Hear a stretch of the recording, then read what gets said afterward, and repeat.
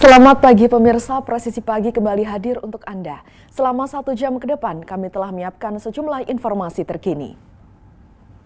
Bersama saya Brigpol Intan Anansih, kita lihat dulu 3 berita utama pagi ini.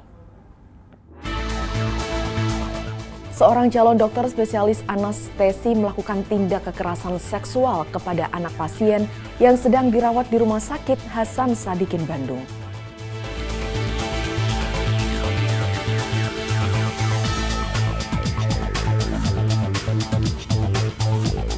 Di balik seragam yang dikenakan personel operasi Damai Kartens 2025 di Tanah Papua menyimpan dedikasi mendalam yang melampaui tugas pengamanan semata.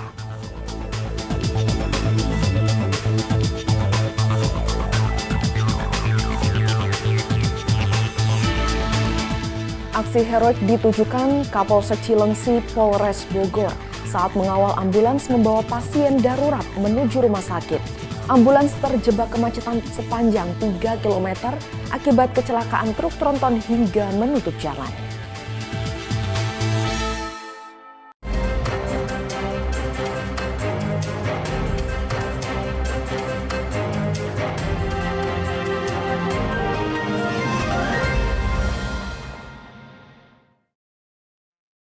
Unit Reskrim Polsek di Cisarua, Kabupaten Bandung Barat, Jawa Barat, mengamankan seorang pria berprofesi sebagai sales barang elektronik karena melakukan tindakan pencurian disertai kekerasan. Pelaku beraksi di salah satu minimarket dan menyekap hingga melukai karyawan untuk kemudian membobol mesin ATM. Pelaku nekat melakukan aksi ini karena terlilit utang akibat judol. Personel reserse Polsek Cisarua mengamankan seorang pria berbadan gempal di salah satu minimarket Jalan Sersan Bajuri, kawasan Parongpong, Kabupaten Bandung Barat. Pria berinisial DSP ini tak berkutik saat ditangkap beberapa saat membobol mesin anjungan tunai mandiri atau ATM di dalam minimarket tersebut. Dalam aksinya, pelaku sempat melukai 2 karyawati minimarket, bahkan kedua korban disekap di gudang dan diancam dengan pistol. Pelaku beraksi membobol mesin ATM dengan cara dilas menggunakan alat yang telah disiapkan. Namun belum juga menikmati uang hasil kejahatan, pelaku langsung diamankan aparat yang tiba setelah mendapatkan laporan dari korban. Saat disekap inilah korban masih memegang handphone dan berkomunikasi via WhatsApp dengan grup di tempat kerjanya. Korban melaporkan peristiwa yang terjadi dan kemudian diteruskan ke aparat kepolisian sektor atau Polsek Cisarua dan Polres Cimahi. Dari pengakuan ke penyidik, pelaku yang kesehariannya merupakan sales barang elektronik ini melakukan kejahatan ini karena pelaku terlilit utang akibat terjerat judi online alias judol. Pelaku ini masuk ke Indomaret ya pada saat malam hari tersebut ya, kemudian melakukan penyekapan kepada pegawai Indomaret. Kemudian setelah disekap ya, pelaku juga sempat menodongkan senjata yang setelah kita ketahui bahwa senjata tersebut merupakan senjata airsoft gun ya. Kemudian setelah menodongkan juga memukul para pegawai ini sehingga ada salah seorang pegawai yang terluka ya. Kemudian disekap di gudang. Alhamdulillah ya, salah satu korban itu sempat memberitahukan kepada WA Group Indomaret. Kemudian dari pemilik Indomaret menyampaikan kepada Babin Kamtimas Polsek Cisarua, dan alhamdulillah kurang dari 5 menit anggota Polsek Cisarua sudah berhasil berada di TKP sehingga pelaku kemudian berhasil diamankan dan ditangkap. Dari hasil pemeriksaan, pucuk pistol yang digunakan pelaku merupakan senjata jenis airsoft gun. Selain itu, dari tangan pelaku, polisi menyita beberapa barang yang digunakan untuk membobol mesin ATM, yaitu tabung gas, kemudian las listrik. Untuk mempertanggungjawabkan perbuatannya, pelaku dijerat dengan pasal pencurian disertai dengan kekerasan dengan ancaman kurungan penjara 15 tahun. Dari tim Humas Polres Cimahi Polda Jawa Barat melaporkan untuk Polri TV. Polresta Bogor Kota berhasil mengungkap kasus pembunuhan yang terjadi di wilayah Tanah Sareal, Kota Bogor. Dalam waktu kurang dari 24 jam, pihak kepolisian berhasil menangkap pelaku yang diketahui merupakan keponakan dari korban.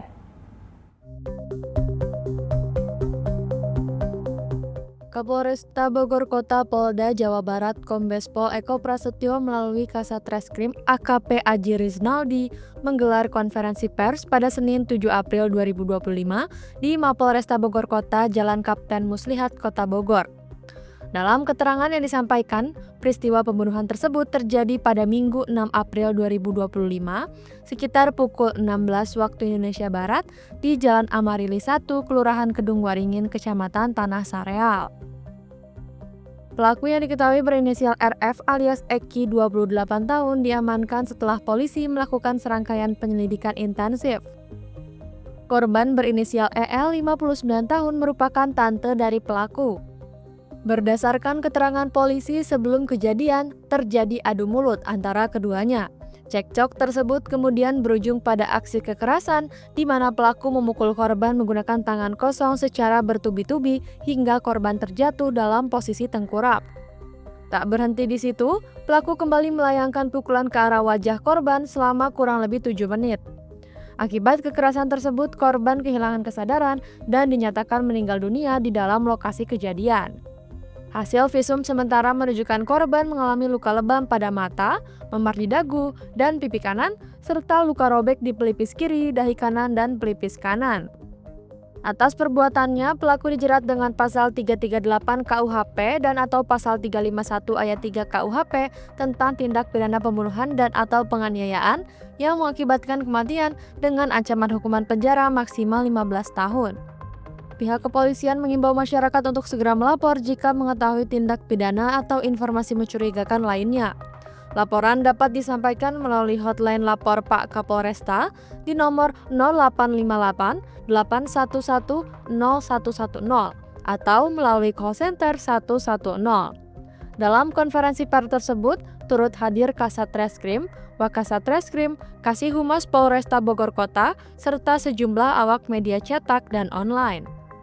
Dari Humas Polresta Bogor melaporkan untuk Polri TV. Satres Narkoba Polresta Bandar Lampung mengamankan seorang perempuan berinisial MY berusia 42 tahun warga Kelurahan Sukajawa, Kecamatan Tanjung Karang Barat, Bandar Lampung. Karena nekat mengedarkan narkoba jenis sabu. MY diamankan petugas pada Jumat 4 April 2025 pukul 21 waktu Indonesia Barat di rumahnya dengan barang bukti sabu seberat 2,86 gram yang diletakkan di dalam lemari di kamar pelaku. Berikut informasi selengkapnya. Pelakunya ada 2 orang, satu masih dalam pengejaran, yang satu jenis kelamin perempuan, yang satu dalam DPO itu jenis kelamin laki-laki, pacarnya. Kami lakukan penggeledahan, ditemukan barang bukti 1 paket sedang, jumlahnya 2,86 gram. Ya. Kemudian setelah kami tanyakan, yang bersangkutan memang tahu bahwa itu narkotika jenis sabu. Yang bersangkutan mengakui bahwa barang tersebut miliknya dan pacarnya. Modus peredarannya dia langsung, jadi rumah tersebut seperti dijadikan warung. Siapa yang datang ke situ atas perintah ND, MR akan melayani.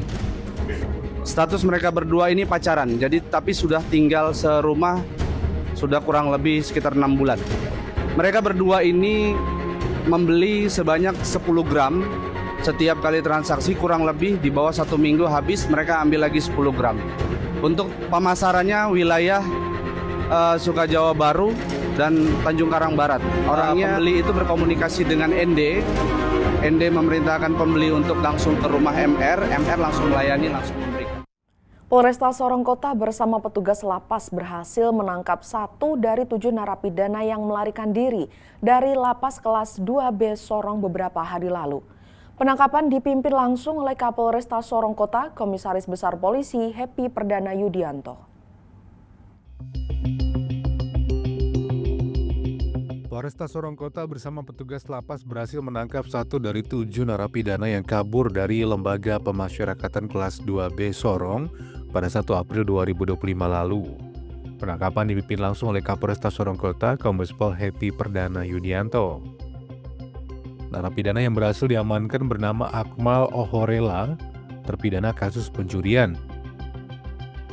Ia ditangkap saat bersembunyi di rumah salah satu kerabatnya di kawasan Kampung Baru, Kota Sorong.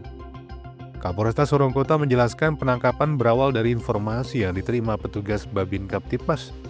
Setelah dilakukan konfirmasi, tim gabungan langsung bergerak cepat ke lokasi.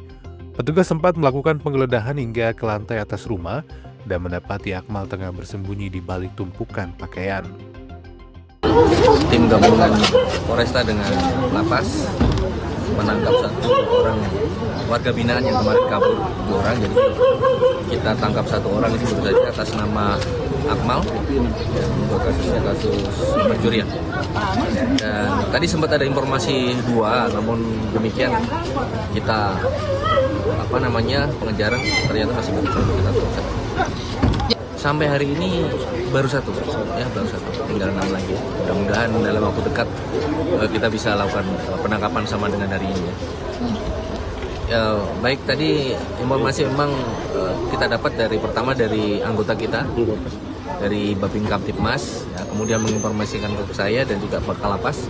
Kemudian setelah mendapat informasi itu, kita langsung bergerak cepat menuju lokasi ini. Dan ya, alhamdulillah kita bisa lakukan penangkapan. Ini tadi di rumah saudaranya, di rumah kerabat. Usai penangkapan, pelaku langsung diserahkan kembali ke pihak lapas kelas 2B Sorong untuk menjalani proses hukum dan pengamanan lanjutan. Sementara itu, 6 narapidana lainnya masih dalam pengejaran polisi bersama petugas lapas, terus melakukan penyisiran di sejumlah wilayah di Papua Barat Daya. Kapolresta Sorong Kota juga mengimbau agar para narapidana yang masih melarikan diri segera menyerahkan diri secara sukarela. Kepolisian juga membuka akses informasi bagi masyarakat yang mengetahui keberadaan para buronan tersebut. Dari tim Humas Polresta Sorong Kota, Polda Papua Barat Daya melaporkan untuk Polri TV. Polres Mandailing Natal, Sumatera Utara menetapkan pemuda yang membakar rumahnya sendiri usai cekcok dengan ibunya menjadi tersangka. Dari pemeriksaan, polisi terungkap bahwa pelaku kerap meminta uang kepada sang ibu untuk membeli ganja. Fajar, 19 tahun, akhirnya ditetapkan sebagai tersangka karena membakar rumahnya sendiri pada hari Minggu kemarin. Tak hanya rumah orang tuanya yang terbakar akibat ulahnya tersebut, 2 rumah warga lain juga turut terbakar. Hasil pemeriksaan sementara, polisi terungkap motif pelaku membakar rumahnya tersebut karena kesal tak diberi uang oleh orang tuanya. Dengan menggunakan plastik bekas spanduk dan korek api gas, pelaku awalnya membakar kamar yang dihuninya, setelah itu kobaran api membesar hingga merambat ke rumah di sebelahnya. Karena kesal akibat ulah pelaku, warga yang marah akhirnya menganiaya pelaku dan melaporkannya ke polisi. Bahwa FS telah membakar rumah yang diawali dari lantai 2 dengan menggunakan spanduk, bekas spanduk yang terbuat dari plastik, kemudian dibakar dengan menggunakan mancis. Kemudian kebakaran tersebut disaksikan dan berusaha dipadamkan oleh masyarakat. Akibat perbuatannya, pelaku terancam hukuman maksimal 12 tahun penjara, dijerat dengan pasal 187 KUHP tentang pembakaran. Dari Humas Polres Mandailing Natal, Polda Sumatera Utara melaporkan untuk Polri TV. Satuan Brimob Polda Sumatera Utara kembali menunjukkan respon cepat dan profesionalisme tinggi dalam misi kemanusiaan. Setelah menerima laporan dari masyarakat terkait peristiwa orang hanyut di aliran sungai Kota Tebing Tinggi, tim SAR Brimob Batalion B langsung bergerak cepat dan memimpin proses pencarian dan evakuasi korban pada Selasa 8 April 2025. Tidak sampai 1x24 jam, jasad Bribka Aidil Ria Tambunan yang hanyut dan tenggelam terbawa arus Sungai Padang ditemukan mengambang oleh pencari ikan, tepatnya di Dusun 7, Desa Huta Baru, Kecamatan Tebing Syah Bandar, Kabupaten Serdang Bedagai, Sumatera Utara. Bribka Aidil Ria Tambunan sehari-harinya bertugas di Polsek Padang Hilir dan berdomisili di Kelurahan Satria, Kota Tebing Tinggi. Seperti diberitakan, korban Bribka Aidil Ria Tambunan pada Senin 7 April 2025 diduga jatuh ke Sungai Padang dan hanyut tenggelam terbawa arus. Informasi menyebut bahwa korban ketika itu sedang mencari cacing. Jasad korban ditemukan lebih kurang 3 km dari lokasi jatuhnya korban ke sungai. Sebanyak 10 personel Kompi 1 Batalion B Pelopor Satbrimo Polda Sumatera Utara di bawah komando Danton 3 Kompi 1 Ibda Edi S. Silalahi dikerahkan untuk bergabung bersama personel Polres Tebing Tinggi dan tim Satgas BPBD Kota Tebing Tinggi. Dalam waktu singkat, tim gabungan berhasil menemukan korban yang telah dinyatakan hilang. Jasad korban dibawa petugas ke Rumah Sakit Bayangkara Tebing Tinggi guna dilakukan visum dan kasusnya sudah ditangani pihak Polres Tebing Tinggi.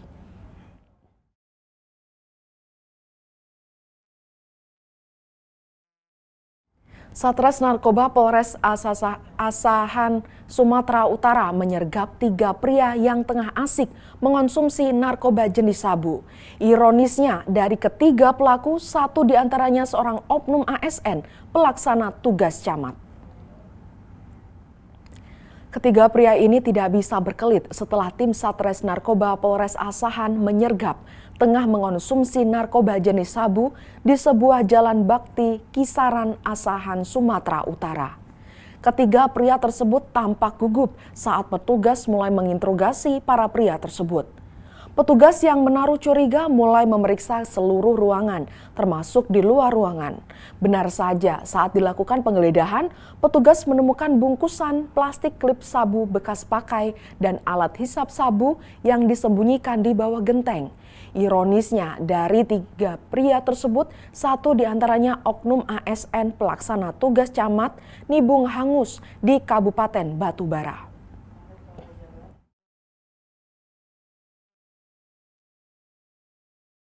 Seorang calon dokter spesialis anestesi melakukan tindak kekerasan seksual kepada anak pasien yang sedang dirawat di Rumah Sakit Hasan Sadikin Bandung.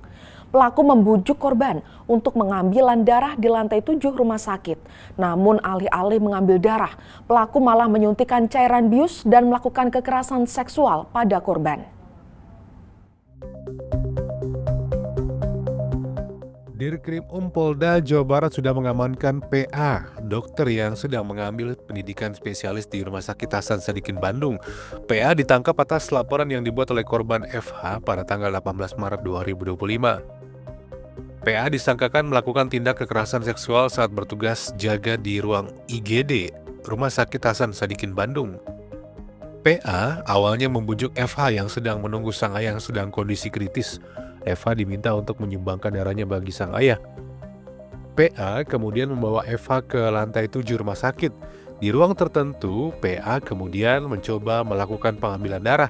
Tak hanya itu, kemudian sang dokter memasukkan cairan bius ke dalam saluran infus. Saat korban tak sadarkan diri selama 3 jam, PA melakukan fantasi seksualnya dengan mencabuli korban.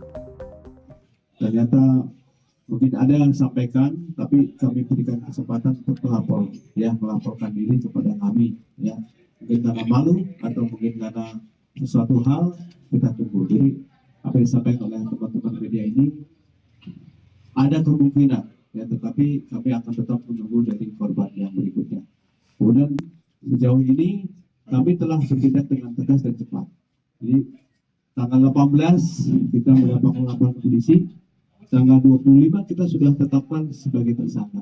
Jadi sebelumnya sudah akan kita lakukan penangkapan juga. Jadi kemungkinan apa yang disampaikan di luar kami tidak tahu. Hingga saat ini Polda Jawa Barat masih melakukan penyidikan atas kasus ini. PA adalah dokter yang sedang menjalani pendidikan spesialis anestesi. Dari Tim Humas Polda Jawa Barat melaporkan untuk Polri TV. Pemirsa, tetaplah bersama kami, Presisi Pagi akan segera kembali.